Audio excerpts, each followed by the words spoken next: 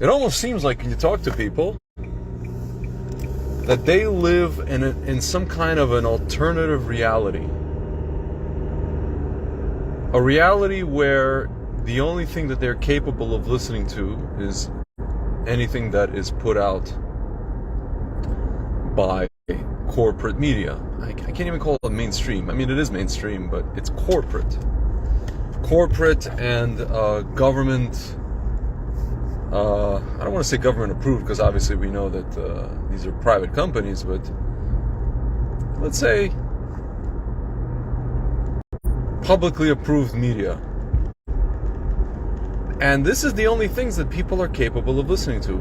And or they're so busy with their bricklaying, like in Mitzrayim, like in Egypt, that they consume media in a what's called a drive-by way, right? So then you come to them and you show them, well, look, this is actually, I'm showing you reality, right? It's not just my reality, I'm showing you actual reality. In reality, what is going on? And the only thing that they can say, their first reaction is conspiracy theory. You're showing me a conspiracy theory.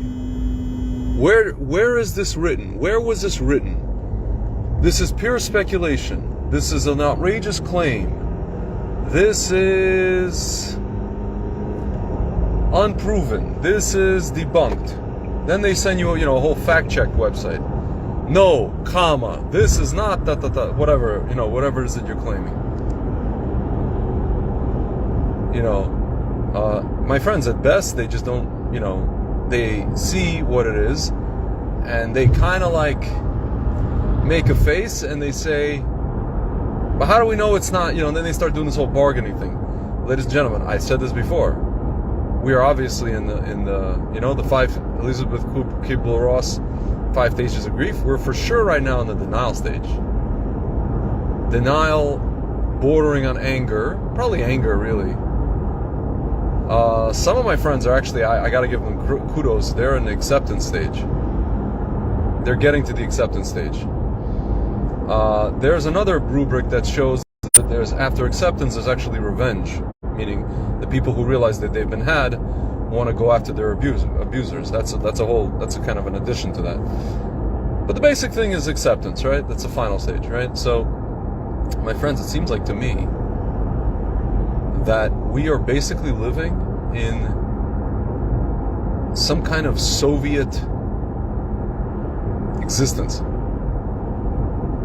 My friends, what do I mean by that? When my parents came to some of their friends and they told them, things that the government was doing with dissidents, with refuseniks, you know what the response of those people was? At their work, some of their friends even, relatives, exactly the same responses that I just outlined to you. Speculation, conspiracy theories. I forgot to say one thing. They ask, but where do you get this information? This is not written in the news. How do you find this stuff? I don't know. You just need to know where to look. You just have to want to. It's called digging. It's called being interested. It's called caring. I don't know. You find it. How did people find... Ladies and gentlemen, how did people find information that's not written in the news? How do I find information about stuff that the news didn't publish or the news hasn't published yet? They do it all the time. People do it all the time, ladies and gentlemen. It's called living life. It's called getting wind of stuff. I don't know. How do people... Guys, you ever watch sports? How do people in the sports industry get information about, I don't know, there's some player that's going to be traded before it happens? Because they're in the industry. They're in it. Or I don't know, even if they're not in the industry, they care and they figure out a way how to get the information. And you know what? 90% of the time you see the information come out in the public and these people knew about it way beforehand. Because they wanted to. They got it somehow. I don't know. As my father likes to say, molcha in Russian. Silently. Okay? So, my friends, we live in a kind of Soviet existence. There's 2 different groups of people. One group of people is actually getting the information. And another group of people either are not getting the information and or refuse to see the information that's presented to them by the group of people that are actually getting the information. they cannot. They can't. It's like what Dr. Sherry Tenpenny said. It's sort of a cognitive dissonance. It's too much. It's too much to know that you made a choice to put something horrible in your body. It's too much. It's I have friends the past few days, 2 friends actually. So what you're telling me is I'm gonna, has for shalom. I said, no, not necessarily. First of all, show me the, your Schmack's card. There's a certain particular batch number on it, and depending on the batch number, we'll see. Also, there's things you could do to mitigate, Baruch Hashem, I guess. But that's actually the point. What I don't really understand, I never understood from day one. Maybe I'm different. I'm the kind of person, I've always been like this. If I know that I put some garbage into my body, I want to know. I want somebody to tell me, because I'm not scared of that. Why? Because I know myself. I know that I'm going to go scour the globe, how to mitigate it, or I don't know, detox from it, or whatever. I know that that's what I'm going to do. I'd rather know than not know, because not knowing is horrible. It's the worst. Why would you not want to know?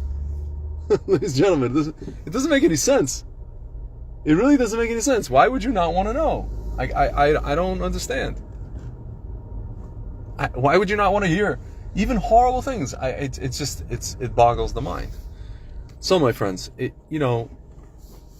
these are the same people, I guess what people call cultural Marxists, that fomented this environment. They fomented this whole situation that we're living in, where people are literally, again, it's kind of like a friend of my family. She told my mother, "You have your sources, I have mine."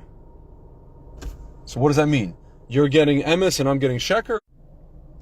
My friends, you know how I know who to trust? Very simple. I don't know who to trust, but I know who to not trust. That's a start. Who to not trust are the people that come out and say, "Hey guys, our product doesn't work unless everybody takes the product. It's the fault of the people who didn't take the product that the product doesn't work." My friends, who ever heard of such a thing? And also, you got to take our product. It works. We're going to fire you from your job if you don't take it.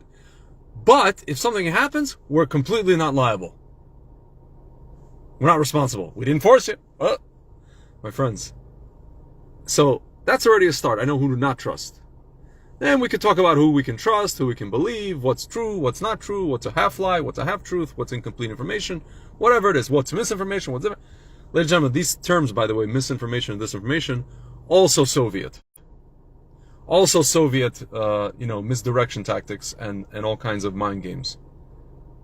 My friends, how do we know that this whole thing is a mind game?